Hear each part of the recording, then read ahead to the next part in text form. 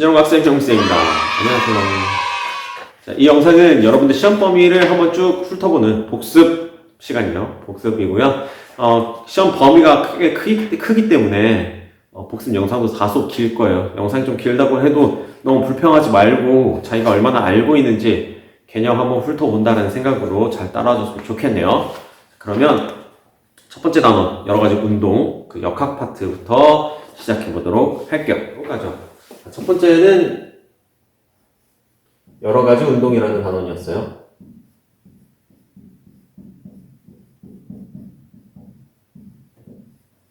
여러 가지 운동이라고 해서 뭐 변위, 이동거리, 속력, 속도, 그리고 가속도에 대해서 간단하게 한번 알아보는 단원이었고요.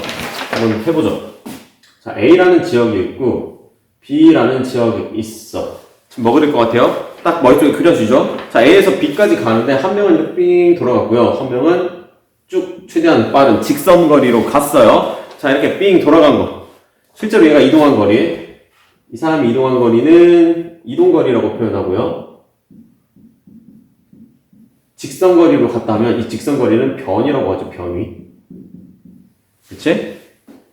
어느 두 지역을 이은 선, 위치의 변화량, 이거 변이, 직선거리를 변이라고 하고 실제로 이동한 거리는 이동거리라고 부르죠. 자, 그런데 우리 여기서 뭐 하나 더 좀 나아가서 써볼게요. 속력과 속도 배웠었죠. 자, 속력 V는 시간분의 뭐였지? 네, 이동거리였죠. 시간분의 이동거리.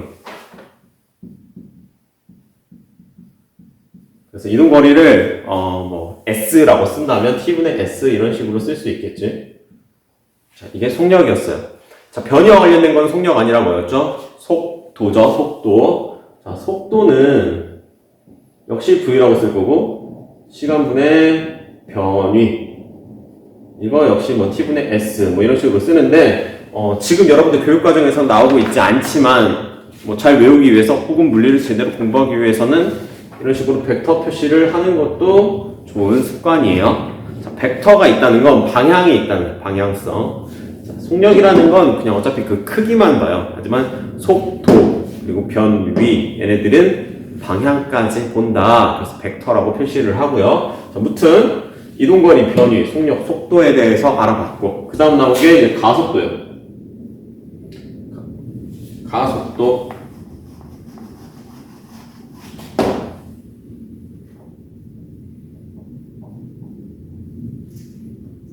A라고 나타내죠. 소문자 A로 나타내고요. 우리가 배운 바에 의하면 가속도도 벡터니까 선생님은 그냥 벡터 표시할게요. 가속도는 시간분의 속도 변화량이지? 자, 속도의 변화량. 시간 동안 속도가 얼만큼 변했느냐? 이거 가속도라고 하잖아요. 그래서 단위는 뭐예요? 자, 지금 얘네들의 단위는 미터 퍼 세크였어. 얘는 미터 퍼 세크 제곱이죠. 단위까지 정확히 알고 있어야 돼요. 그래서 뭐 요 정도만 알면 이 여러 가지 운동이라는 단어는 그냥 끝나요. 뭐 여기다가 뭐 더 조금이라도 뭐 더 해보자면 어떤 물체가 있어. 이 물체가 속도가 V였어요. 속도가 V였는데 시간이 지나가지고 자 V 다시 자 V가 커졌어. 지금 속도가 커졌지? 속도가 커졌다는 건 이때 가속도의 방향이 어디라는 거지? 그쵸? 속도가 커졌다면 가속도 방향도 오른쪽이다. 자, 가속도는 우리 F는 ma라는 수식을 알잖아요. 가속도가 있다는 건 그 방향으로 힘이 있다는 뜻이야. 자, 속도가 이만큼이었는데 커졌어. 즉, 같은 방향으로 힘을 가해줬다는 거죠. 그래서 같은 방향으로 가속도가 있다는 뜻이다. 라고 알아야겠죠? 그러면 그 다음 단원 보도록 할게요. 힘과 운동.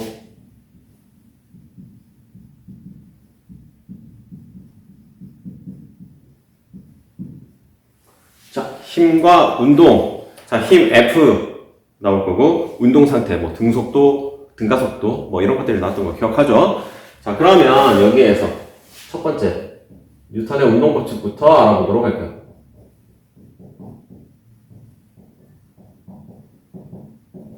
뉴턴의 운동 법칙 총 몇 가지가 있어요? 세 가지가 있죠. 세 가지. 첫 번째는 관성 법칙.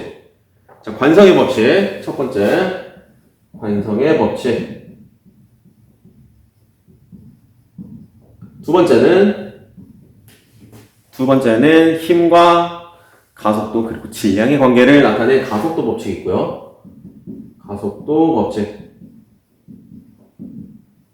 그리고 세 번째는 힘을 작용시켰을 때 그 반대 방향으로 가해지는 힘까지 연구를 했던 작용 반작용 법칙.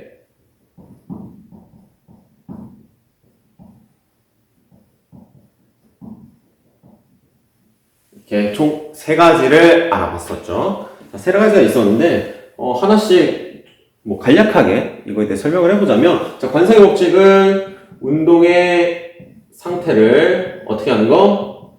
유지하는 거였어요. 버스가 갑자기 출발을 하면 이 사람들은 가만히 서 있던 거를 유지하기 위해서 뒤로 넘어지려고 하죠. 아니면 운동하던, 내가 앞으로 운동을 하고 있었는데 갑자기 차가 멈추면, 차를 타고 앞으로 가고 있다가 갑자기 차가 멈추면 나는 계속 가려고 하니까 앞으로 쏠리잖아. 자, 그게 관성 법칙이죠. 주로 자동차를 가지고서 예를 많이 들었었는데 그거 말고도 상당히 많은 예가 있죠. 아무튼 운동 상태를 유지하려는 성질을 관성이라고 했었고요. 이거와 관련된 관성의 법칙. 그리고 가속도 법칙. F는 MA로 쓰면은 알 수 있겠지요. F는 MA. 그리고 작용 반작용 법칙. 자, 힘이 있는데 힘을 작용을 했어. 그러면 얘도 나를 똑같은 힘으로 반대 방향으로 민다. 작용 반작용 알죠? 그래서 이때는 힘은 항상 쌍으로 작용한다.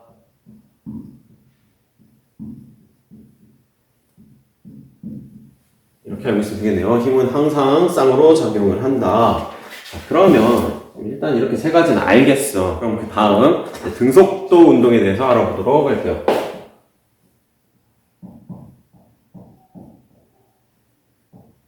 자, 등속도 운동이라는 건 속도가 일정하다는 건데, 속도는 방향성을 갖죠. 벡터 값이라고 했잖아요. 방향도 일정하다. 즉 방향이 일정한 운동은 뭐가 있겠어요? 네, 직선 운동이죠.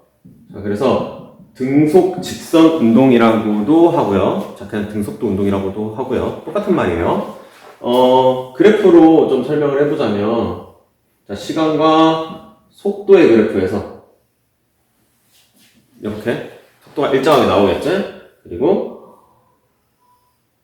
시간과 뭐 변이의 그래프에서 좀 증가를 하게끔 뭐 이런 식으로 나오는 게 등속도 운동이죠. 자, 그렇다면 여기에서 이 면적이 의미하는 건 뭔가요? 면적이 의미하는 거. 속도 곱하기 시간 변화량이니까 얘는 변위를 의미하는 거죠, 변위. 그리고 이쪽 그래프에서 기울기가 의미하는 거. 속도죠. 기울기가 시간분의 위치 변화량, 속도잖아요. 그래서 이런 식으로 나타낼 수 있다. 사실 얘는 쉬워요. 그렇다면 두 번째, 등 가속도 운동 볼게요.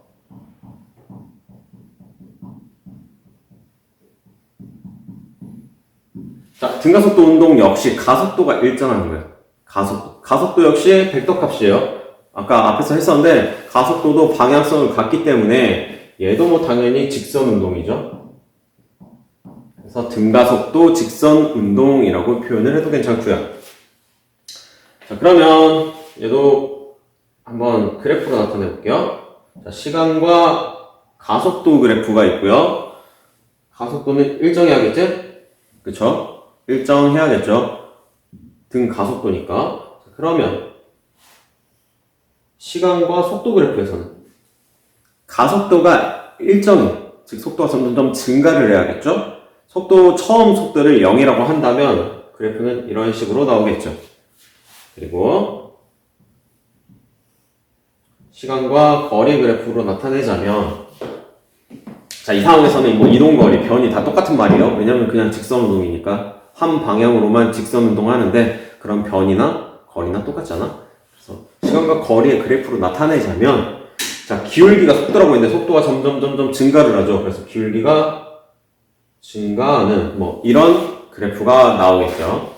자, 그래서 여기에서 조금 더 살펴보자면 이 면적이 의미하는 건 뭘까요?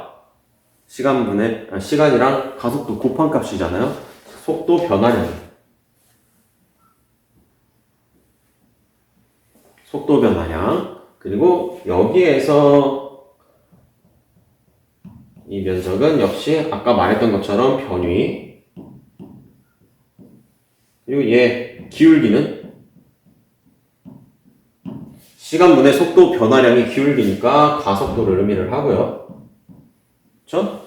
그리고 얘는 기울기를 의미하는 게 속도인데 속도가 점점점 빨라지는 걸 알 수가 있네요. 그래서 기울기가 속도를 의미한다. 자, 기억나나요? 자, 여기까지가 힘과 운동에 관한 거였고요. 힘과 운동 단원에서 이 뒤에 뭐가 더 있어요. 등가속도 운동 법칙 세 가지 외워야 된다고 했잖아요. 그거에 대해서 알아보도록 하죠. 자, 그럼 등가속도 운동 법칙에 대해서 알아보도록 하겠습니다. 등가속도 운동 법칙.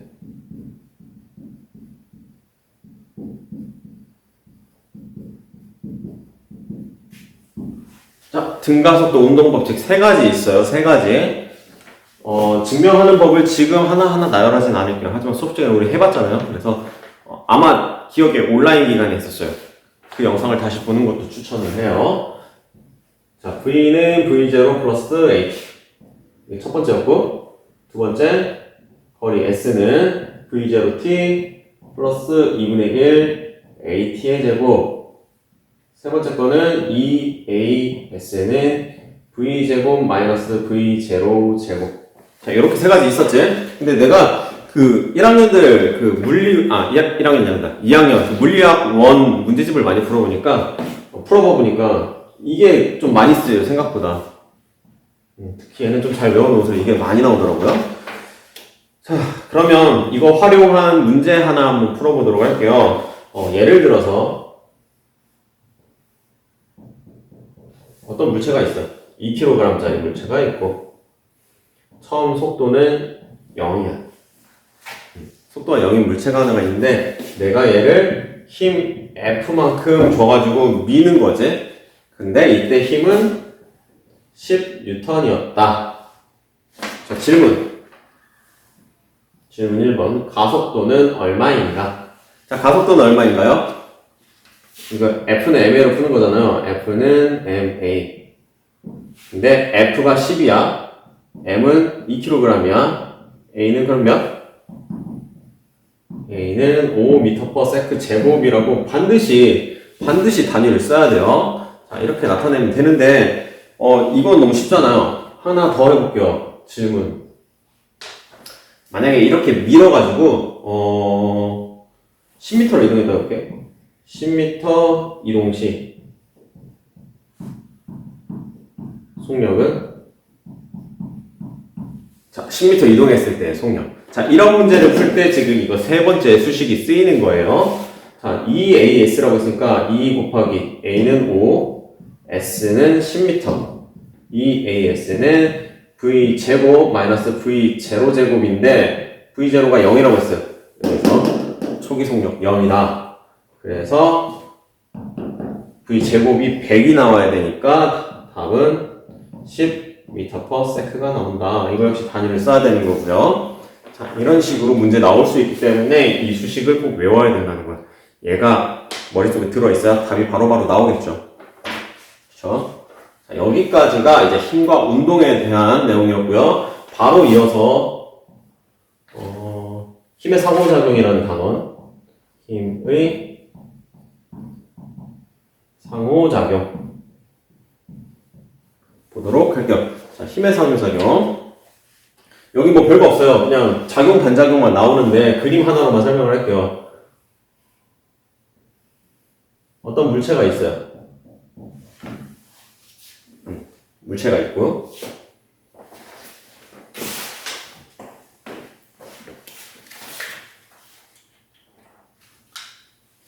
지구도 한번 그려볼게요. 자, 여기 지구가 있고요. 뭐 이거는 테이블이라고 해볼게요.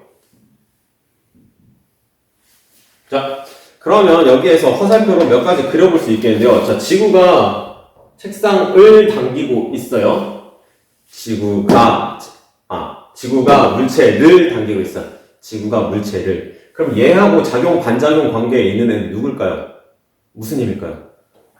지구가 물체를 이라고 했으니까 이거랑 작용 반작용이려면 물체가 지구를 이라고 해야 되는 거예요. 물체가 지구를 당기고 있다. 그래서 이렇게 쓰면 이 파란색은 작용 반작용 관계예요. 알겠니? 자, 이건 작용 반작용 관계야. 이거 말고 또 있을까요? 또 있죠. 하나 또 그려볼게요. 자, 물체가 책상을 밀고 있어요. 그쵸? 물체가 책상을 밀고 있고, 책상 역시 물체를 떠받치고 있기 때문에 수직항력이라는 게 발생을 해요. 그래서 이거 책상이 물체가 책상을, 이거 역시 작용 반작용이죠. 자, 지금 작용 반작용 이야기를 굳이 하는 이유는 이거랑 헷갈리는 게 있기 때문이겠지? 자, 그럼 예를 한번 볼게요.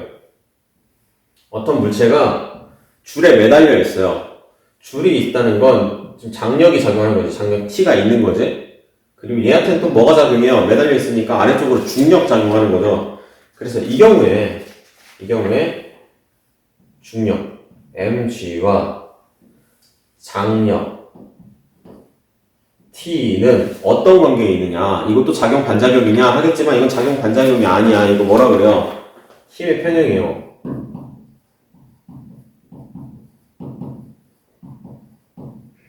힘의 평형. 이거 쉽게 구분하는 방법은 뭐예요? 자, 힘의 평형은 지금 중력이 물체를, 그러니까 지구가 물체를 당기는 힘, 줄이 물체를 당기는 힘. 즉, A가 B를, C가 B를, 자, 똑같은 애를, 한 아이를 두 개의 힘이 양쪽에서 당기고 있다. 이거는 힘의 평형이야. 그런데 이건 보면은 A가 B를, 물체가 지구를 당기는 힘. 근데 다른 힘 보면은 B가 A를이야. 물체가 지구를, 지구가 물체를 이렇게 당기는 힘. 자, 이렇게 서로 당기는 힘. 이거는 작용 반작용이에요. 알겠어요? 작용 반작용, 힘의 평형 두 개를 구분하는 문제 분명히 출제가 될 테니까 이것도 잘 보세요. 자, 그러면 운동량 보존으로 넘어가도록 하죠. 자, 다음은 운동량 보존입니다. 좀 빠르게 할게요. 자, 운동량 보존.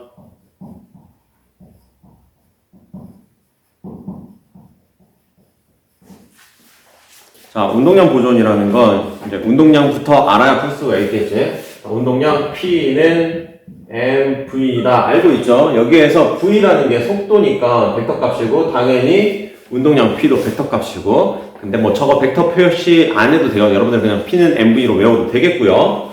자, 단위 볼게요. 질량의 단위 킬로그램, 그리고 속도의 단위 미터 퍼 세크 이렇게 쓰면 되겠고요. 자, 여기에서 좀 비슷한 것, 운동량 말고 또 뭐 배웠어요? 충격량 배웠어요.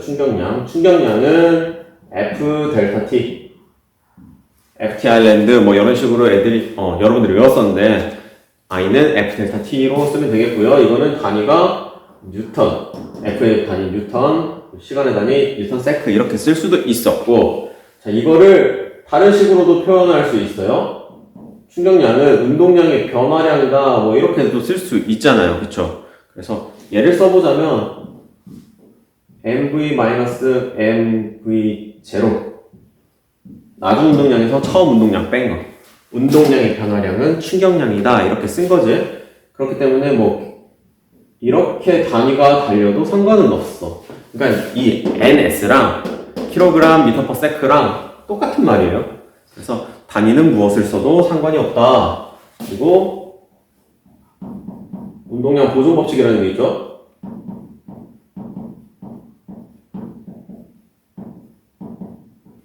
운동량 보존 법칙. 자, 물체가 충돌을 하고 그 다음에 충돌에 의해서 속도가 변했어. 그래도 운동량은 항상 보존된다라는 거지. 보통 물체가 V1으로 가고 있고 얘는 V2로 가고 있었어. 얘는 M1이고 얘는 M2야. 자, 이렇게 두 물체가 가다가 충돌을 했고, 충돌 이후에는 M1은 이렇게 됐고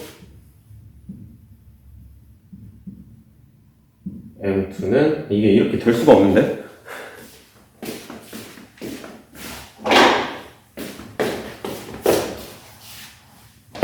자, 충돌 후에는 V1 다시, 그리고 V2 다시. 자, 이렇게 됐다고 해볼게요. 자, 그렇다면 운동량 보존이라는 건 충돌 전에 운동량의 합이 충돌 후에 운동량의 합과 같다는 거기 때문에 이런 식으로 써야겠죠. M1V1 더하기 M2V2는 M1V1 다시 더하기 M2V2 다시. 항상 같다는 거지. 항상 같아요. 자, 운동 에너지는 보존이 되지 않을 때가 있어. 하지만 운동량은 항상 언제나 늘 보존된다. 이렇게 알고 있으면 되고요. 자, 항상 보존된다. 자, 그리고 그 다음 단원 충격량.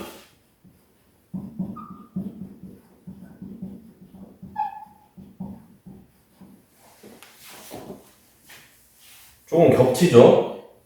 그쵸? 이 전에 나왔던 앞에 단원에서도 여기에서 충격량이 나왔는데 그 다음 단원 보면 또 이름이 충격량이더라고요. 충격이네요. 앞에서 지금 이 정도 이 두 가지 수식을 말을 했었기 때문에 그래프로 다른 것 좀 보고 금방 넘어가도록 할게요.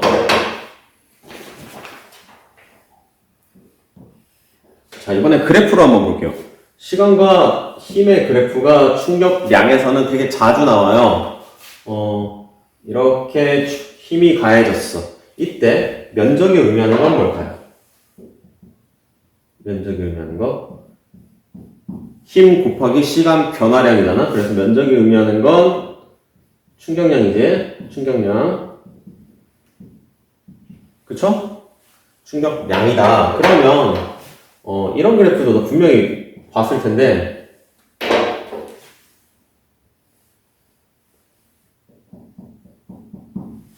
자, 힘이 일정하지 않은 거예요. 힘이 일정하지 않고 급격하게 팍 힘이 커졌었어. 자, 저기서 힘은 충격력이지. 자, 충격력이 갑자기 팍 올라갔고 어떤 경우에는 이렇게 완만하게 긴 시간 동안 작은 힘으로 충돌을 했다. 근데 만약에 면적이 같다면 주로 이렇게 달걀 같은 거 떨어뜨리면서 실험할 때 이런 그래프 나오잖아요. 자, 면적이 같다면 자, I1, I2가 같다는 거지. 이게 1이고 이걸 2라고 해볼게요. 자, 1번, 2번에 충격량이 같다는 거야. 면적이 충격량이니까. 이게 같다는 거고.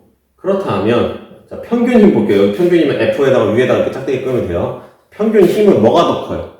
1번의 경우 힘이 팍 올라갔으니까 평균 힘은 1번이 당연히 크겠지? 2번보다 평균 힘은 커요. 충격력은. 그러니까 충격을 더 많이 받아요.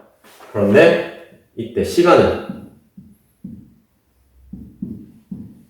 힘을 받는 시간은 1번 같은 경우에는 이렇게 짧은 시간 동안 받죠? T1.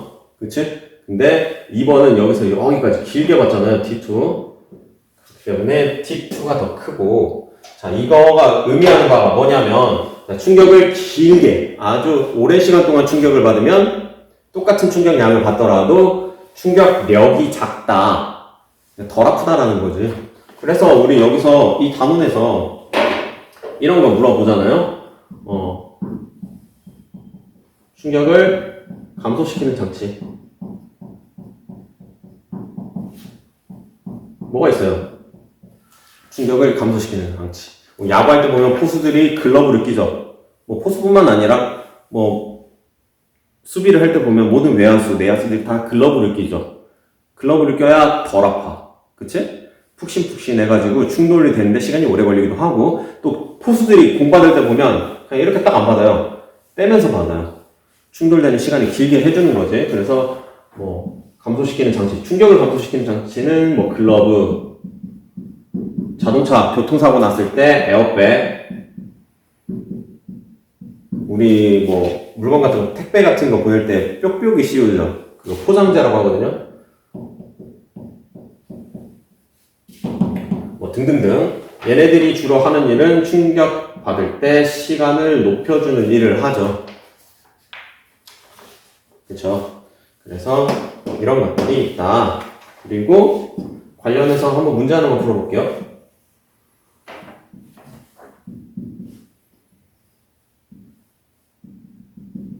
자, 이렇게 충돌을 했다고 한번 해볼게. 이게 1초, 얘가 2초.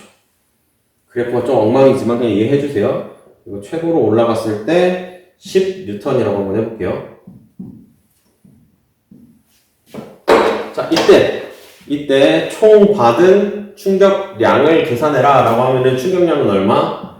면적 구하면 되는 거니까 2 곱하기 10 그리고 2분의 1로 나누면은 2로 나누면은 10이 나오네요. 10N세크 이렇게 적으면 되겠지? 자, 충격량은 쉽게 구했어. 자, 그렇다면 처음에 속도가 0이라면 아니다, 초기 속력 2로 하자. 초기 속력 2m/s고 물건의 질량은 뭐 5kg이다 라고 주어준다면 충격량을 받은 충격을 이만큼 받은 이후에 속도를 물어봤어요. 자, 충격 받은 이후의 속도는 얼마인가 이렇게 물어본다면 어떻게 구해요? 어떻게 구할까? 자, 충격량이 나왔고요. 나중 속도를 물어봤어요. 이거 운동량 보존 법칙으로 풀면 되겠죠. 운동량 보존 법칙. 그래서 자, 운동량 보존 법칙으로 한번 풀어보자면 처음 운동량 mv0가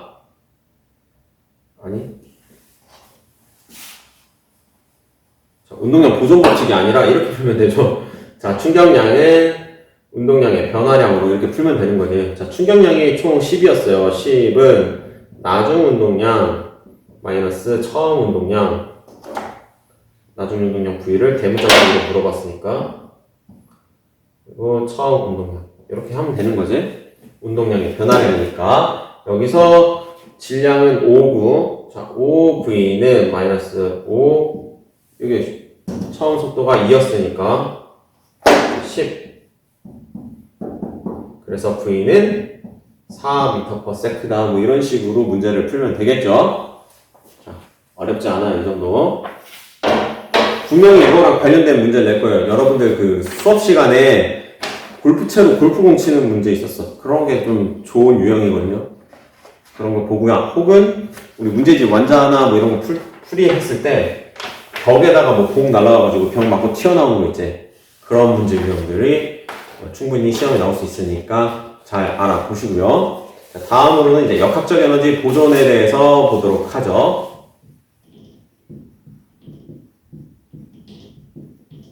기니까 그냥 이렇게 쓸게요. 역학적 에너지 보존 단원에서는 여기에서는 이제 1에 대해서 나왔었고 뭐 1과 운동 에너지의 정리 그리고 역학적 에너지의 보존 이렇게 나왔었는데 먼저 1부터 보자면 자, 1이라는 건 자, 1의 양을 에너지라고요. 1과 에너지는 당연히 단위가 같겠죠. 그렇기 때문에 1이라는 건 단위가 줄이 될 테고 자, 1이라는 건 힘을 얼마만큼 줘서 몇 미터를 이동했느냐 이런 식으로 많이 물어봐요. 자, 물체에다가 내가 힘 F를 줘가지고 S만큼 갔을 때 한 일은 이렇게 FS로 나타낼 수가 있어요. 자, 그리고 한 가지 더 1과 운동에너지 정리라고 해서 1운정이라고도 표현을 하는데 1은 운동에너지 변화량이다. 기억나나요? 그래서 2분의 1 mv제곱 마이너스 2분의 1 mv0 제곱 나중 운동에너지에서 처음 운동에너지를 빼면 그만큼 한 1이 나온다. 자, 이게 1과 운동에너지 정리라고 해서 선생님은 1운정이라고 표현을 한 거예요. 그리고 또 뭐가 있나요? 역학적 에너지 보존 법칙 볼게요.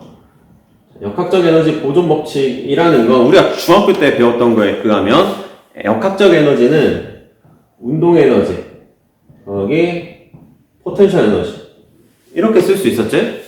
중학교 때는 그리고 이 포텐셜 에너지가 그냥 위치 에너지라고 표현을 했어요. 근데 굳이 지금은 위치 에너지가 아니라 포텐셜 에너지라고 하는 이유는 뭐냐면 두 가지 종류로 나눠요. 이 포텐셜 에너지는 얘는 두 가지로 나눌 수 있다. 중력 포텐셜 에너지 그리고 탄성 포텐셜 에너지 이렇게 두 가지로 나눌 수 있어요. 중력 포텐셜 에너지는 mgh 이렇게 쓰고, 탄성 포텐셜 에너지는 이게 좀 복잡한데 2분의 1 kx 제곱. 자, 용수철에서 보는 거지. 용수철 짐자 운동할 때. 자, 용수철이 있어요. 내가 얘가 원래 여기까지가 평형 상태인데 내가 이만큼 당겼어. 이만큼 당겼다가 놨어. x만큼 당겼을 때 그 x가 여기 있는 거고, 늘어난 거리 x가 여기 x고요. 이 k 값은 이 용수철의 상수죠.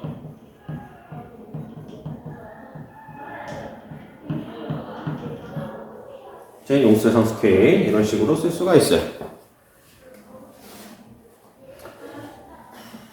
자, 그러면 그 에너지 보존 법칙, 보존에 대해서 좀 이야기를 해보자면, 물체가 되게 위에 있었어. 멈춰 있었어. 자, 초기 속도는 0. 멈춰 있었고, 이때 높이가 h라고 해볼게요. 자, 얘가 위에 있다가 밑으로 떨어졌어요. 위에 있다가 밑으로 떨어졌고, 중간에 여기에 있을 때 높이를 소문자 h라고 한번 해볼게요. 자, 이때 역학적 에너지 한번 써볼게요. 자, 역학적 에너지라는 건 위치 에너지랑 운동 에너지 더한 거잖아, 지금 이 상황에서는. 자, 운동 에너지 2분의 1 mv제곱 더하기 mgh로 쓸 수 있어요. 그쵸? 자, 그런데 얘가 저기 위에 있을 때, 맨 위에 있을 때는 정지 상태니까 이게 0이잖아? 그래서 맨 위에 있을 때는 mgh 이렇게 쓸 수가 있는 거고, 제일 밑에 내려왔을 때는 위치 에너지가 없지. h가 0이 되니까 여기에서는 2분의 1 mv제곱 이렇게 쓸 수 있는 거지. 자, 근데 여기서 중요한 게 뭐냐면 이 역학적 에너지 값이 항상 보존된다는 거죠. 그래서 이거랑 모두 같다. 자, 얘네가 모두 같다는 거지. 지금 그게 중요한 거지. 그래서 이 값과 뭐 이 값은 모두 같다. 뭐 이런 식으로 해가지고 높이 넣고 뭐 계산해서 속도를 구하고 이런 문제들이 나오잖아요. 그래서 이런 거 하나 알아야 되고요. 두 번째는 탄성 포텐셜 에너지를 사용한 걸 한번 볼게요. 용수철이 좀 이상하게 생겨서 미안해요. 자, 용수철에 어떤 물체가 매달려 있었어. 근데 내가 얘를 쭉 당겨서 놨어요. 얘가 자, 여기까지 당겨졌어. 이만큼 당겨졌다. 그리고 이건 중간에 있을 때 자, 최대한 당겨서 놨고요. 그러면 이제 얘가 이쪽으로 이동을 하겠지. 슝 이동해서 이만큼 더 왔다 갔다를 할 거예요. 그리고 이 지점을 평형점이라고 부르고요. 자, 평형점. 그리고 여기서 중간까지를 소문자 x. 그리고 여기 최대 했을 때를 대문자 x라고 한번 써볼게. 자, 그러면 이 중간에 있을 때는 역학적 에너지가 어떻게 되냐면 위치 에너지 2분의 1 mv 제곱에다가 여기 x까지 멀어졌으니까 탄성 포텐셜 에너지가 2분의 1 kx 제곱이라고 나타낼 수 있어요. 그렇죠? 여기서 역학적 에너지는 이렇게 쓸 수 있는데 가장 많이 늘어났을 때 여기서 왔어. 즉 이때는 속도가 없어. 속도가 없으니까 얘는 2분의 1 kx 제곱 값만 같겠죠. 그리고 이때 평형점에서는 요만큼도 늘어나거나 줄어든 게 아니잖아. 그치? x가 0이에요. x 값이 0이기 때문에 이때는 운동 에너지만 있어. 2분의 1 mv 제곱 뭐 이런 식으로 역학적 에너지가 나오겠죠. 그리고 여기서 말하는 것도 역시 이거랑 모두 같다는 거지. 그치? 이게 모두 같다. 이게 중요한 내용이죠. 자, 그리고 여기서 알 수 있는 게 좀 분석을 해보자면 이때는 x가 최대가 되는 거지.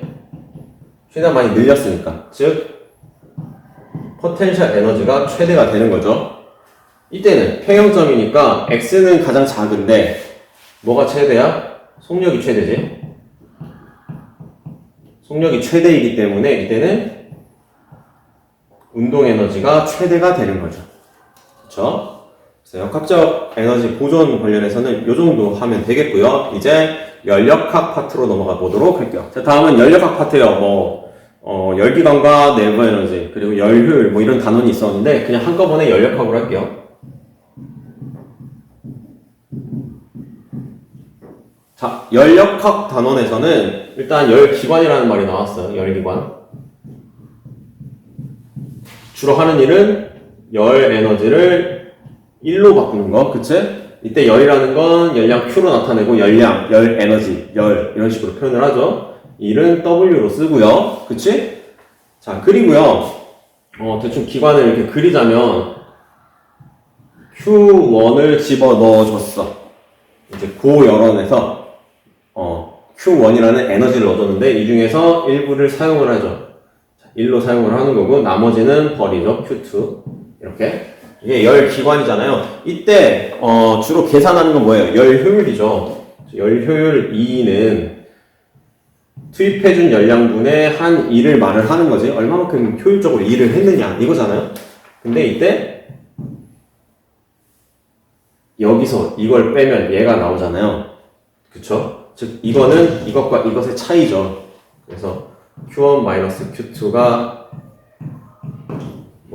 W랑 똑같으니까 이렇게 쓸 수 있을 거고, 그래서 얘는 1-Q1분의 Q2 이런 식으로도 쓸 수 있다. 기억나나요? 그쵸? 기억나죠? 여기까지 썼다면 그러면 다음으로 넘어가서, 자, 다음은 압력입니다.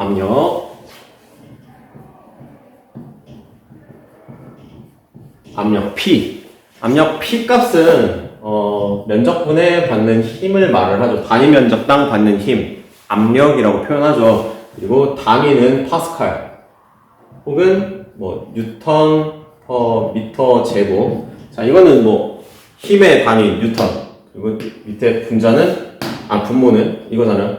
미터 제곱. 이런 식으로 쓸 수 있다. 자, 압력은 어디에서 주로 사용돼요? 한 1에서 사용되죠. 1W는 P 곱하기 델타 V 알고 있죠? P 델타 V로 쓸 수 있다. 이때 델타 V가 그러니까 부피의 변화량이니까 부피가 증가를 해서 이게 0보다 크다면 기체가 일을 한 거지. 이게 0보다 작다면 일을 받은 거지. 그렇죠? 이런 식으로 표현을 하죠. 자, 그러면 내부 에너지 이야기 해볼게요. 내부 에너지.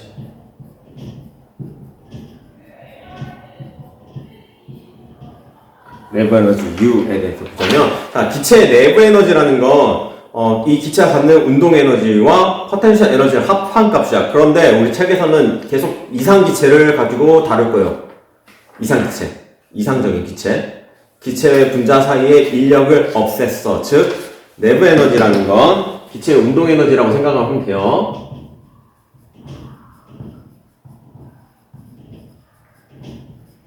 자, 운동 에너지. 그런데 온도가 높으면 운동 에너지가 어때요? 온도가 높으면 얘네들이 더 빠르게 움직이지. 그래서 운동 에너지가 커지는 거지.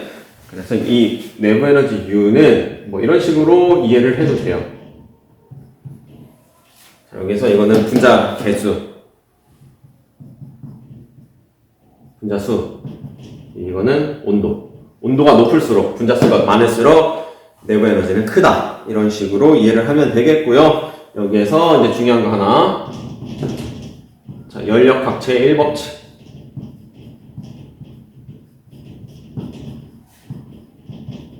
뭐지? Q는 델타 U 더하기 오메가란다. W. 이런 식으로. 그리고 이 W는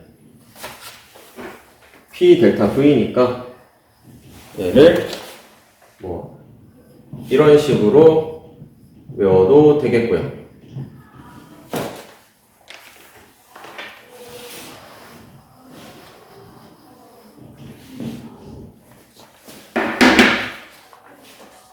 자, 연력학체 1법칙 Q는 델타 U 더하기 W. 이거 중요한 거지? 그래서 이렇게 외워주면 되겠고요. 이제 또 어려운 거. 연력학 과정들을 몇 가지 볼게요. 연력학 과정. 매우 다양해요. 이게 시험에 내려면 정말 어렵게 많이 낼 수 있어. 그래프거든. 그래프 여러분들 상당히 어려워하죠. 그래서 어렵게 낼 수는 있지만 좀 간단하게 4개만 보도록 할게요. 자, 1번 등적 과정. 부피가 일정한 거지? 부피가 일정한 과정.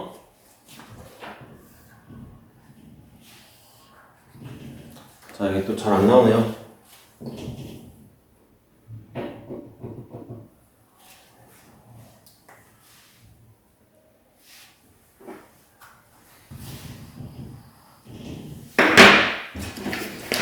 등적 과정. PV 그래프에서 등적 과정이라고 하면, 자, 이 부피가 일정한 거니까 이렇게 그리면 되겠죠. 근데 이 과정은 지금 등적이긴 한데 등적 팽창이 아니라 등적 팽창은 아니구나.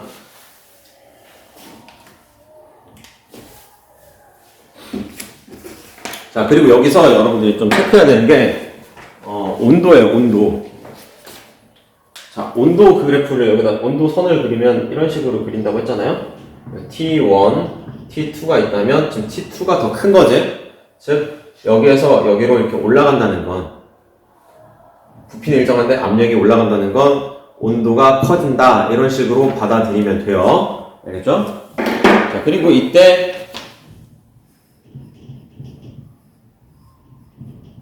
연력학 제1법칙을 보면, 자, 등적이잖아요. 델타 V가 없잖아. 델타 V가 없으면 이게 0이지. 이 값이 0이다. 그래서 이 경우에는 Q는 델타 U라고 쓴다. 온도가 올라갔다는 건 이게 플러스 값을 갖는 거죠. 그쵸? 즉 이것도 플러스 값이겠죠? 그래서 열 에너지를 받았구나 라고 이해를 하면 돼요. 열 에너지를 받았구나.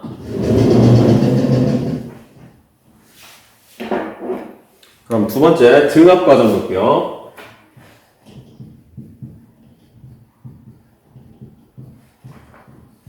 등압 과정은 P가 일정한 거지? 압력이 일정하다. 압력이 일정하게 이동을 했어요. 부피만 변화를 하는 거죠. 자, 이것도 온도 그래프 한번 그려보면 이런 식으로 그릴 수 있단 말이지.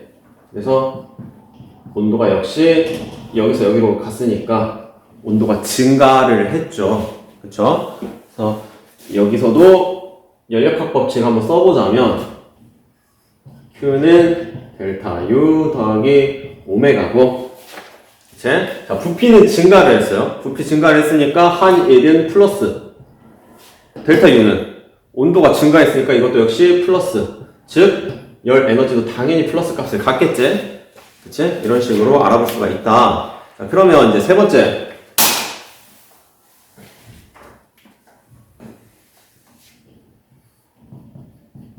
등온 과정 볼게요.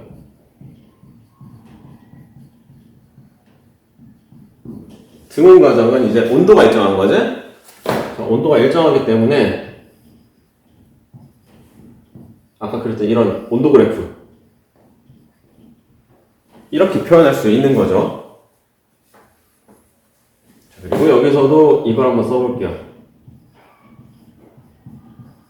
자, 온도가 일정하다는 건 내부 에너지 변화량이 없는 거잖아. 그래서 이게 0이다. 즉 얘는 이렇게 쓸 수 있다. 근데 지금 이 과정 보면은 부피가 증가했잖아요. 이게 오른쪽으로 이동을 했으니까 이게 플러스 값을 갖고 당연히 얘도 플러스 값을 갖겠죠. 자, 에너지를 받은 거예요. 열 에너지를 받았다.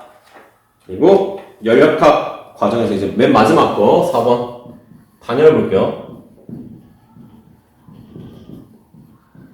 단열 과정은 이게 0인 거지. 열 에너지를 받거나 잃지 않아. 그래서 0인 거고, 그래프로 그리자면, 자, 얘는 그래프로 그릴 때 좀 이렇게 그려주면 좋은데, 온도 그래프를 두 개를 그려요.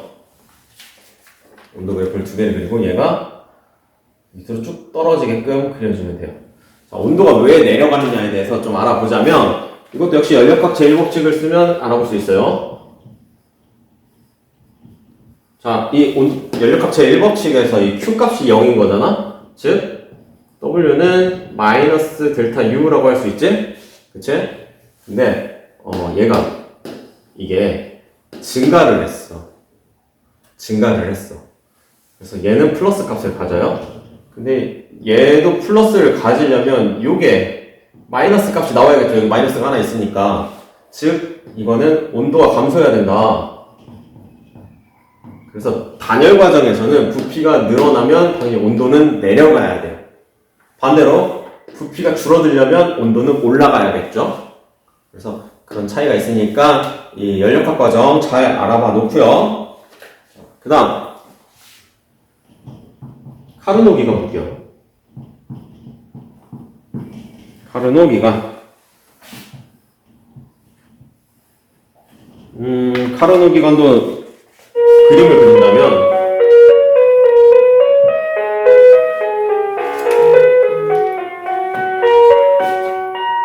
자, 이런 식으로 온도선을 좀 그려놓고 하면 좋아요. 자, 온도선을 그리는 이유는 얘가 등온 단열이 일어나기 때문인데 카르노 기관이라는 건 가장 이상적인 기관을 말을 하잖아요.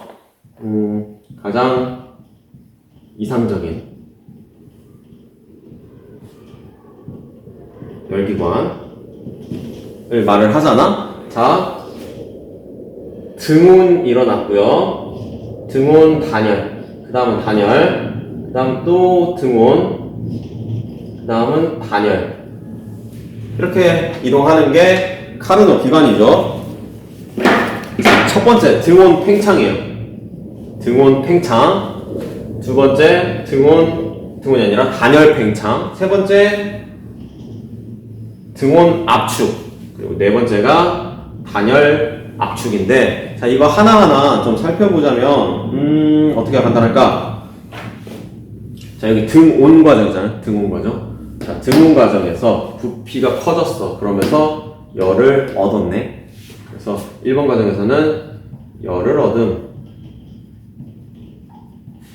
자, 2번 과정에서는 지금 팽창이잖아요. 이거 보면 되잖아요. 이 그림. 자, 팽창하면은 온도가 감소한다. 온도 감소. 자, 열을 얻었다. Q1을 얻었다. 그리고 3번 과정 보면은 Q2를 잃었다. 자, 열을 잃었어. 그리고 맨 마지막 거는 온도가 상승한다. 그냥 이렇게 쓸게요. 자, 그래서 카르노 기관에서 우리에게 말해주는 시사점은 뭐냐? 중요한 거는 뭐냐면, 이런 가장 이상적인 열기관이 카르노 기관조차 버려지는 Q2가 있다. 즉, 이게 열 효율이 100%가 될 수 없다. 이 말이잖아요.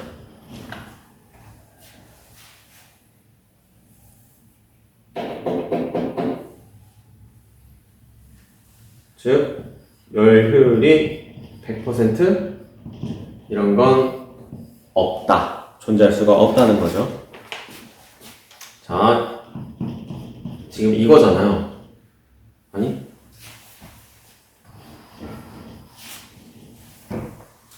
자, 열 효율이 100%가 되려면 이 버려지는 게 없어야 되잖아.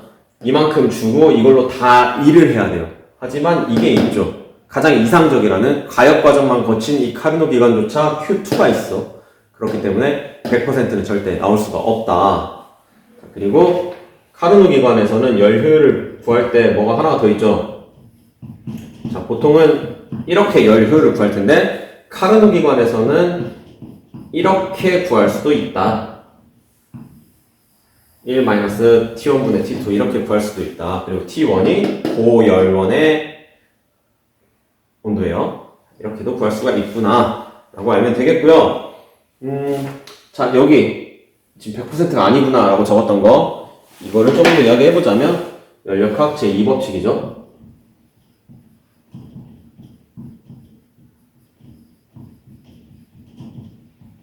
연력학 제2법칙.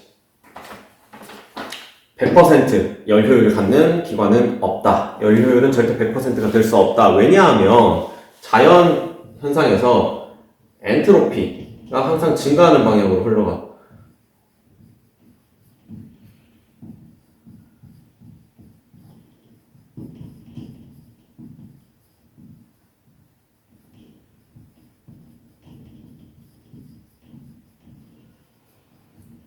엔트로피가 항상 증가하도록 현상이 일어난다. 무슨 말이냐면 무질서도가 커지는 방향으로만 일어난다. 말은 어려운데요. 예를 들면 편해요.